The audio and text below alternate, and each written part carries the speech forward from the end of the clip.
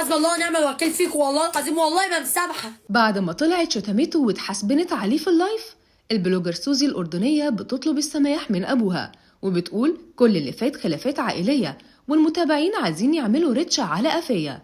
يا ترى ايه الحكاية؟ وليه غيرت رأيها في خلافها مع أبوها؟ تعالوا نقول لكم التفاصيل. من كام أسبوع البلوجر سوزي الأردنية اتصدرت لترند، وده بعد ما انتشر ليها لايف وهي بتعيط وبتلم شنطة هدومها، وكل اللي ظاهر فيه إنها بتتعدى لفظيا على والدها وبتدعي عليه وبتقوله حسبي الله ونعم الوكيل فيك، انت عمرك ما هتبقى أب.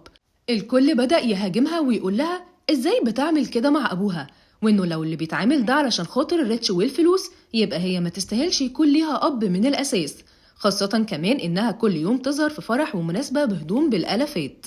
وده اللي كان مخليهم شايفينها إنها ماشية في طريق مش كويس، وفاكرين إن والدها كل مشكلته معاها إنه بيحاول يمنعها عن الطريق ده. لكن الصدمة كانت لما انتشر فيديو اللايف الكامل والحقيقة كلها بانت، وهي إن أبو سوزي سرق منها 50,000 جنيه اللي فضلت تجمعهم علشان خاطر تتعالج من السرطان، وإن المفروض كان تعمل عملية لإزالة الورم في أقرب وقت، لكن بسبب إنها ما كانش معاها المبلغ فضلت تأخر في العملية على قد ما تقدر.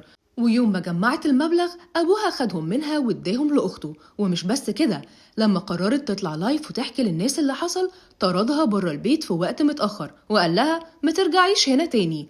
وفضلت سوزي يومها بايتة على الرصيف بكل حاجتها، وكمان كان بيحاول يتعدى عليها بالضرب، لكن كان في حد من ورا الكاميرا بيمنعه إنه يعمل كده. وفضلت تنزل بعدها أكتر من فيديو بتقول فيه إن أبوها ظالم وإن هي بتشقى وبتتعب في كل الفلوس اللي بتعملها، لكن مهما حصل هي مش مسامحاه.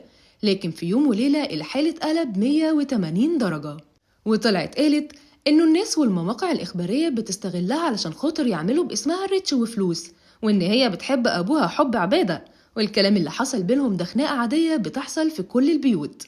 وهي صحيح ما كانش ينفع إنها تطلع لايف وتتكلم في المشكلة دي، لكن كل اللي بيطلبوا دلوقتي إن الناس تسيبها هي وأبوها في حالهم وما يتدخلوش أصلا ما بينهم تاني. الناس بقى شايفة إن سوزي حبت تستغل الموضوع من تاني علشان خاطر تطلع ترند، وإنها من الأول لو عايزة تحافظ على أسرار بيتها ما كانتش المفروض تطلع أصلا لايف وتتكلم فيه. وفي اللي شايف إنها ندمانة وبتحاول بس تصلح بينها وبين أبوها. تفتكروا بقى سوزي فعلا هي اللي بتجري ورا الترند ولا ندمانة على اللي حصل؟ سيبولنا رأيكم في الكومنتات.